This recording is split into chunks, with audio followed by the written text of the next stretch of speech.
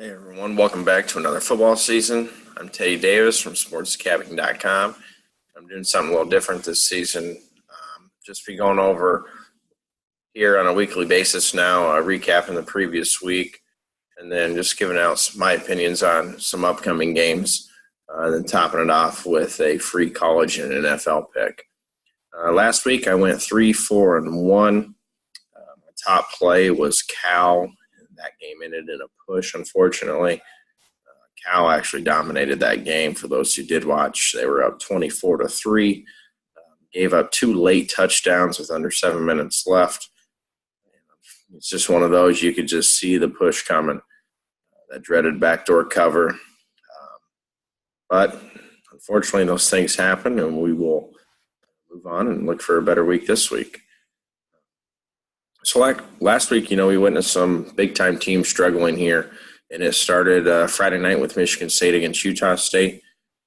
Michigan State is now in a pretty tough spot here this week.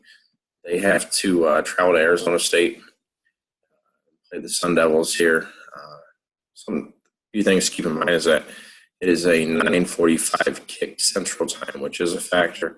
Throwing the heat, it's supposed to be over 100 degrees that day as well. Going into Saturday, we saw the likes of Texas and Michigan both go down on the road as favorites. We'll give Michigan a pass because Notre Dame is a quality team. But Maryland, on the other hand, that's a different story. And then we saw Penn State barely escape a win in overtime against Appalachian State. And then to cap off the weekend, we saw just 2 horrific performances by Miami and Florida State.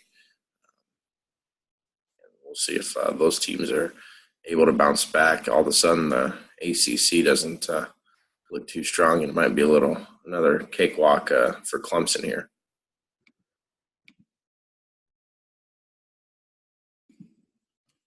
One important thing here to keep in mind, especially after week 1, is to not overreact to spreads, even though odds makers will do that. And I'll just give kind of a prime example here of that. So this week we have Mississippi State travels to Manhattan to play Kansas State. The game of the year line all summer for this game was Mississippi State -3. And just after 1 game alone, that number has kind of jumped all over the board, but we've seen it as high as 9.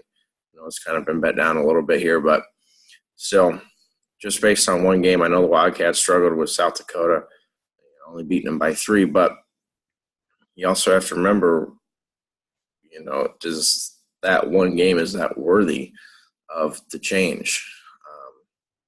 In my opinion, I'm not going to have a play in this game, but, I think Bill Snyder is pretty scary as a home underdog. As a coach, everyone kind of knows that. Mississippi State was impressive. They beat up on nobody, and they didn't have the starting quarterback. I get that. That's just something I'm just kind of pointing out to you guys. But it's a game I'm looking forward to seeing what happens in. I'll put it that way. Some other games this week for the bigger ones, Georgia, South Carolina. Like that one for the SEC East. I think those are the 2 top teams. We'll see what Florida does as well. But from a quarterback, he's stud, no doubt about it. We'll see how good Georgia's defense is. That's the biggest question I have with them. South Carolina, I really like Bentley. Hoping he can make a big leap forward here. It's a big stage to do it on, obviously, this weekend. And then we have USC at Stanford. That'll be a fun game to watch at night. And then I'm just interested to see in that game how true freshman JT Daniels handles his first big road test here. I already talked a little bit about Michigan State and Arizona State, which is another one. The last game here I have to touch on a little bit because it's my home state. That's Iowa State at Iowa. Iowa last week pulled away from Northern Illinois in the 4th quarter there, and they end up covering the game. I just think Northern Illinois got wore down, and they didn't take any advantage of the opportunities they had in the first half. Missed a couple field goals there. They should have been probably leading there in the first half.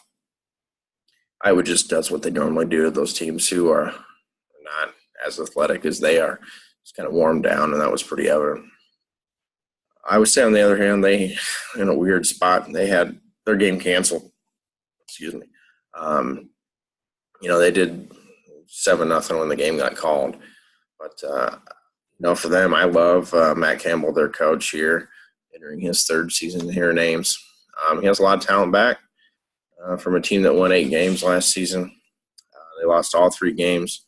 All 3 of the games were decided by 4 points or less, and that included one in overtime to the Hawkeyes here. So I do think Cyclones have revenge on their mind this week.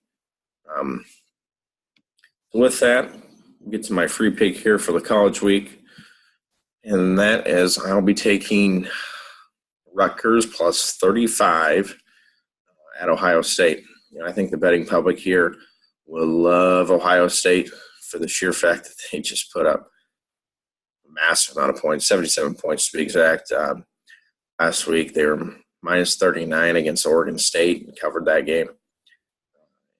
The betting public, as we know, they love teams that can score, and they aren't afraid to lay the big number with them. And generally, Vegas knows those lines get inflated big time. So I know Rutgers isn't a great team by any means, but I do think they are better than Oregon State. I do think they're improved this season. So they do have 8 starters back here on their defense. I'm getting a little bit more into the game. Ohio State, in my opinion, had a lot more motivation last week with everything they gone through during the offseason.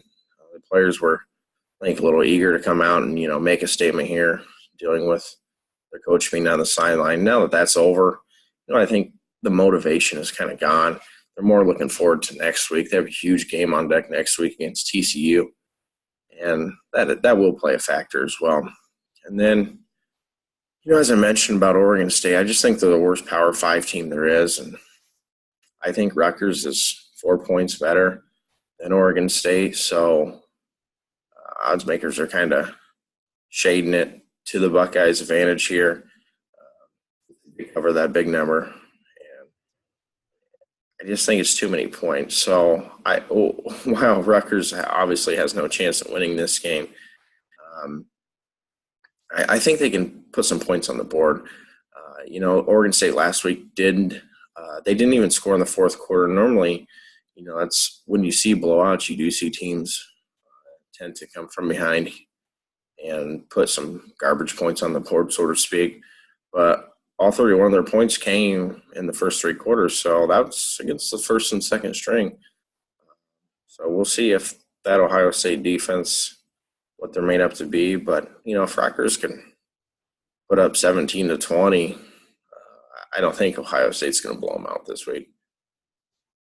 So moving on to the NFL, I know everyone else is, like myself, we're all thrilled that that's back. And my free pick for the NFL will be the New York Football Giants plus 3 against the Jacksonville Jaguars. Everyone knows this Jags team was so close to the Super Bowl last year, but I simply don't trust them to repeat their performance, and I just think they're way overvalued going into this season. I'm not a big fan of Eli Manning here, but in the NFL, it's a rare thing that you actually get points at home with the better quarterback. It doesn't happen often at all. And like I said, I know Eli's not great anymore. He's on the back end, tail end of his career, but I'm not trusting Blake Bortles. I have to see it again. There's no way. So I don't think they should be favored here. I think the Giants have made some nice off-season acquisitions here, especially with that offensive line to protect Eli. I love Saquon Barkley as a draft pick, and also Odell got his money. So I think you can expect a big year out of him. And, Jalen Ramsey also, don't get me wrong, great player for the Jags, but he's been running his mouth a lot this offseason. So, he's kind of put a target on their back, and the Jags aren't going to surprise anybody this year. So I'm kind of interested to see how that plays out. This game more or less a pick 'em. So I'll gladly take the 3 with the Giants. And, I'm also excited to see what Pat Shurmur can do. His first season as head coach for the Giants. So I think that's a great hire as well. I think the Giants will win this game outright. So if you want to grab the 3, great. If you want to take a little chance and sprinkle some on the money line, I'd say do that as well. You guys can head on over to sportscapping.com here and, get a subscription here for myself for the remaining of the football season or many other great cappers here on the site. Best of luck this weekend to all of you, and I hope to provide you with some winners here throughout the season.